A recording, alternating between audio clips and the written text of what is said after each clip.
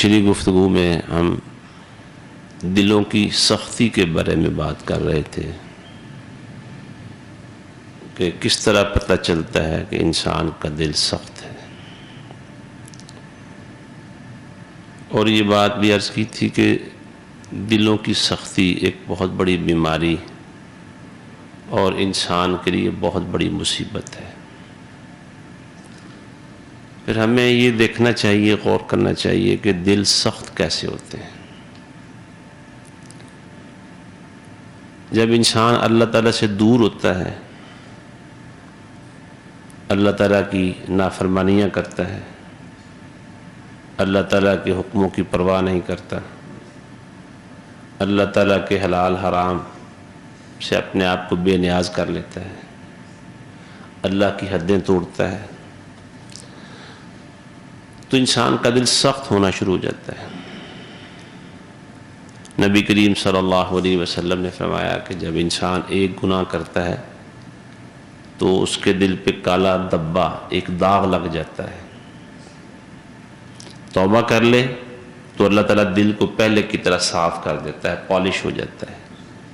توبہ نہ کرے، اس کے بعد ایک اور غلطی ہو تو وہ داغ پہلے سے بڑا ہو جاتا ہے۔ توبہ کیے بغیر جیسے جیسے گناہ زیادہ کرتا ہے ویسے ویسے اس کا دل اندر سے کالا ہوتا چلا جاتا ہے، حتیٰ کہ دل مکمل طور پر سیاہ ہو جاتا ہے،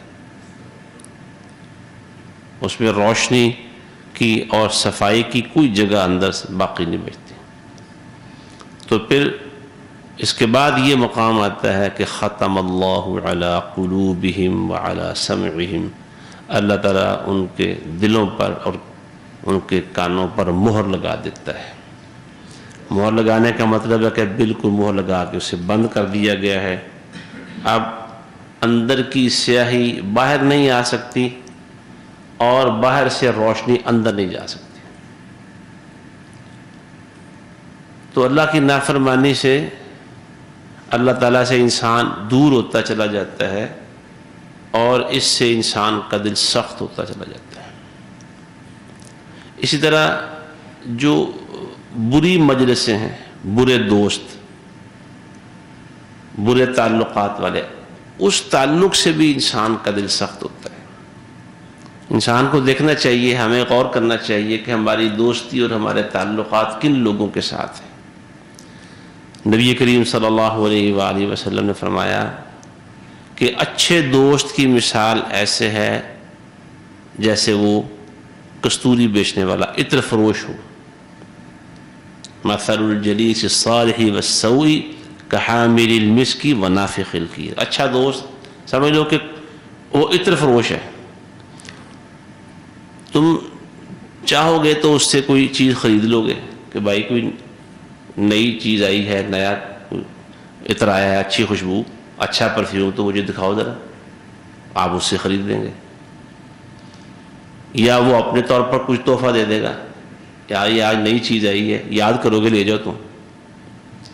اور اگر یہ بات نہ ہو، نہ تم اس سے خریدو نہ وہ تمہیں تحفہ دے، تو اس کے پاس بیٹھنے سے خوشبو تو آئے گی نا۔ اچھا دوست ہے، تمہیں نصیحت کرے گا، تم خود اس سے نصیحت طلب کرو گے، نہیں تو پاس بیٹھنے سے اس کی اچھائی کا اثر ضرور لوگے۔ اور برے دوست کی مثال بھٹی میں آگ جلانے والے کی طرح ہے، نافخ الکیر، آگ پھونکتا ہے بھٹی، اس میں کوئلے ڈالتا ہے ہوا کے ساتھ اور اس میں پھونکے مارتا ہے، تو کیا ہوتا ہے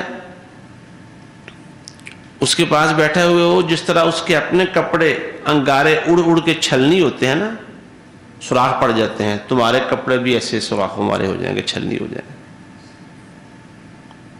اگر ایسا نہیں ہوگا تو کم از کم پاس بیٹھنے سے دھوئیں کی بو اور گرمی تمہارے اوپر اثر انداز ضرور ہوگی۔ تو برے دوستوں کی دوستی، برے لوگوں سے تعلقات بھی انسان کا دل سخت کر دیتے ہیں، اس پہ بھی غور کرنا چاہیے۔ دنیا کی جو زیادہ محبت ہے، دنیا سے محبت، پیسہ پیسہ پیسہ، ہے الہاکم التکاثر، فرمایا جو بہتات کی طلب ہے نا کہ زیادہ زیادہ ہے، اس نے تو تمہیں غافل ہی کر دیا ہے۔ حتی زرتم المقابر. اور یہ جو بہتات کی طلب ہے یہ تمہاری غفلت کہاں تک چلے گی؟ حتی زرتم المقابر، قبریں دیکھنے تک. قبر کا منہ جا دیکھو گے تب تک یہی صورتحال ہوگی. تو یہ جو بہتات کی طلب ہے، زیادہ کی طلب ہے، جو حرص ہے مال کی زیادہ، دنیا سے زیادہ محبت، یہ انسان کا دل سخت کر دیتی ہے. تو اس لیے ہمیں اپنے دلوں کے بارے میں غور کرنا چاہیے کہ ہم کس کیفیت میں ہیں. اگر انسان کو گناہ زیادہ عزیز ہو جائیں، گناہوں میں لذت محسوس ہونے لگے، نیکی کا شوق ختم ہو جائے، نیکی کرنے میں رغبت نہ ہو، اللہ اور اس کے رسول صلی اللہ علیہ وآلہ وسلم کی اطاعت کرنے کا شوق نہ ہو، پیارے پیغمبر صلی اللہ علیہ وسلم کی سنتوں سے محبت نہ ہو، بلکہ جو راستے اللہ اور اس کے رسول صلی اللہ علیہ وسلم کی مخالفت اور نافرمانی والے ہیں ان پر انسان چلتا ہو اور وہ راضی اور مطمئن ہو، گناہوں میں ڈوبا ہوا ہے اور مطمئن ہے، راضی ہے، نیکی کرنے کی ہوش اور فکر تک نہیں ہے، تو سمجھ لے کہ دل سخت ہو گیا اس کا، اس کے دل پر اللہ نے مہر لگا دی. ہمیں بھی اپنی کیفیت کا جائزہ لینا چاہیے کہ نیکی کا شوق زیادہ ہے یا نافرمانی میں رغبت زیادہ ہے، نیکوں کے ساتھ تعلق اور محبت زیادہ ہے یا برے لوگوں کے ساتھ. آئیڈیل کون ہے؟ آج ہماری جو نوجوان نسل بالخصوص، کیا لڑکے اور کیا لڑکیاں، ان کے لیے آئیڈیل کون ہے؟ کن کو اپنے لیے مثالی حیثیت دی ہوئی ہے؟ پیارے پیغمبر صلی اللہ علیہ وآلہ وسلم کو، آپ کے صحابہ کو، آپ کی صحابیات کو، یا وہ لوگ جو دنیا جہان میں اللہ اور اس کے رسول کے نافرمان ہیں، اللہ کے باغی ہیں، کوئی فلموں کا ہیرو ہے، کوئی کسی چیز کا سٹار، ان کو اپنے لیے آئیڈیل بنایا ہوا ہے. پیارے پیغمبر صلی اللہ علیہ وسلم نے، آپ کا چہرہ پر انوار داڑھی سے سجا ہوا تھا، آپ کے صحابہ نے آپ کو دیکھ کے داڑیاں اپنے چہروں پہ سجائی ہوئی تھی، آپ کے صحابہ کے چہرے داڑھیوں سے مزین تھے. آج کا نوجوان رسول اللہ صلی اللہ علیہ وسلم کی، صحابہ کی اس مثالی حیثیت کو قبول نہیں کرتا، اور اگر کوئی فلمی ہیرو کسی طرح کی الٹی سیدھی داڑھی رکھ کے فلم میں کردار ادا کر رہا ہو تو جناب سب نوجوان اس طرح کی الٹی سیدھی داڑیاں رکھے ہوئے نظر آتے ہیں. جو ہمارے ہاں بالوں کی کٹنگ کے مقامات ہیں وہاں ان ہیروز کی تصویریں بنا کے لگائی جاتی ہیں، جس طرح کی کٹنگ آپ کہیں گے ویسی آپ کی بنا لیں گے. رسول اللہ کا چہرہ نہیں اچھا لگتا، فلمی ہیروؤں کا چہرہ اچھا لگتا ہے. تو پھر سمجھ لیں کہ دل سخت ہو گئے. اللہ کے رسول صلی اللہ علیہ وسلم کی سنت سے پیار نہیں ہے، بلکہ اللہ کے رسول صلی اللہ علیہ وسلم کی نافرمانی سے پیار ہے. یہ دلوں کی سختی کی علامت ہے.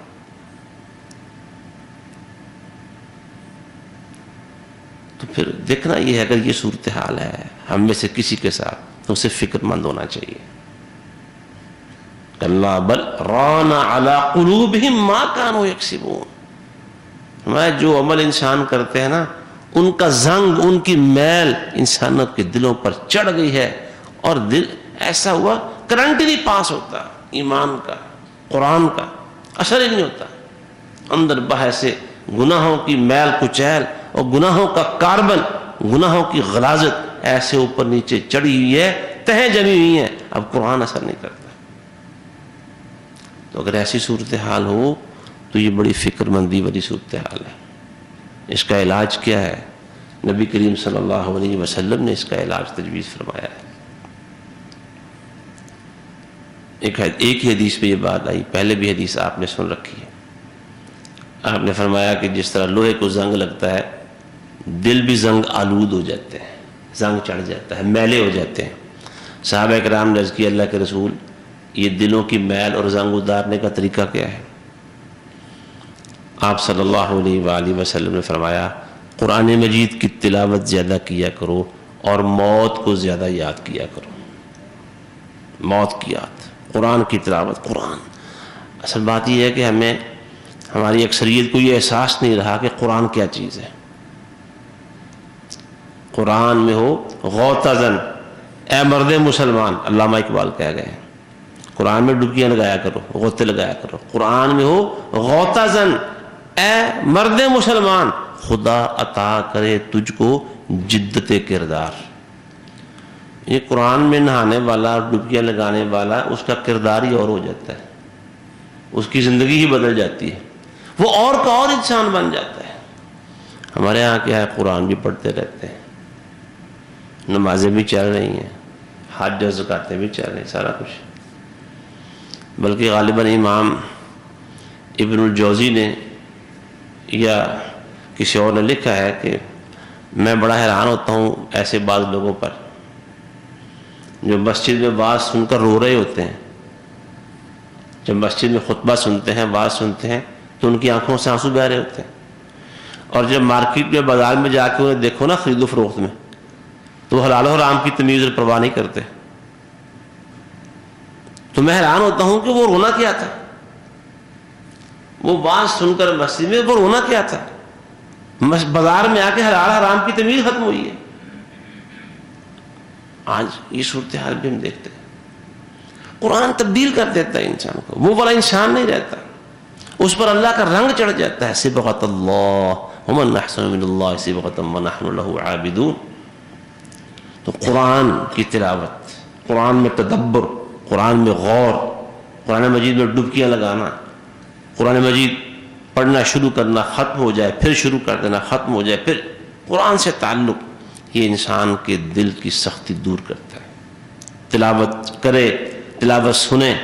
آپ نے وہ قصہ سنا ہوگا، سیدنا عبداللہ بن مسعود رضی اللہ عنہ کہتے ہیں مجھے اللہ کے پاک پیغمبر علیہ الصلوۃ والسلام نے فرمایا قرآن سناؤ مجھے۔ میں نے کہا اللہ کے رسول آپ پر نازل ہوا ہے، میں آپ کو سناؤں؟ فرمایا ہاں، میرا جی چاہتا ہے کہ میں کسی اور سے سنوں۔ سورہ نساء پڑھنا شروع کر دی، پڑھتے پڑھتے پڑھتے کہتے میں تو پڑھتا رہا، جب میں اس آیت پر پہنچا فَكَيْفَ إِذَا جِئْنَا مِن كُلِّ أُمَّةٍ بِشَهِيدٍ وَجِئْنَا بِكَ عَلَى هَؤُلَاءِ شَهِيدًا۔ فرمایا بس عبداللہ بس کرو۔ میں جب تلاوت روک کے آپ کے حکم کے مطابق اوپر نگاہ اٹھائی تو کیا دیکھتا ہوں، فَإِذَا عَيْنَاهُ تَذْرِفَانِ، اللہ کے رسول صلی اللہ علیہ وآلہ وسلم کی آنکھوں سے آنسو بہہ رہے ہیں۔ قرآن رلا دیتا ہے انسان کو، دل نرم کر دیتا ہے۔ دوسری موت انسان، اللہ کے رسول صلی اللہ علیہ وآلہ وسلم نے فرمایا اکثروا ذکر هذه اللذات الموت، دنیا کی لذتوں کو توڑنے والی موت کو یاد کیا کرو۔ انی کنت نہیتکم عن زیارت القبور فزوروها، میں شروع میں تمہیں قبرستانوں میں جانے سے منع کیا کرتا تھا اسلام کے آغاز میں۔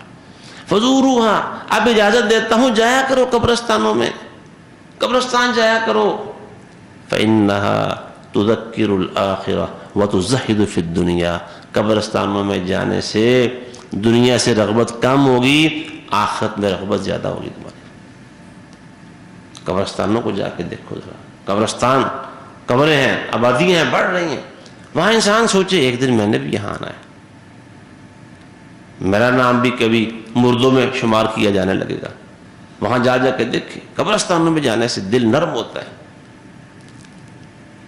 اسی طرح جو اپنے تعلق والے اعزاء و قارب ہیں بیمار، ان کا پتہ لینے جائے گھروں میں یا ہسپتالوں میں، یا خاص طور پر کبھی انسان ہسپتالوں کا چکر لگا کے آئے، ہسپتالوں میں دیکھے مریض طرح طرح کے، کس حال میں کون سا مریض ہے۔ نبی علیہ الصلوۃ والسلام نے فرمایا انظروا الی من هو اسفل منکم ولا تنظروا الی من هو فوقکم فانه اجدر الا تزدروا نعمت اللہ علیکم، او کما قال النبی صلی اللہ علیہ وسلم۔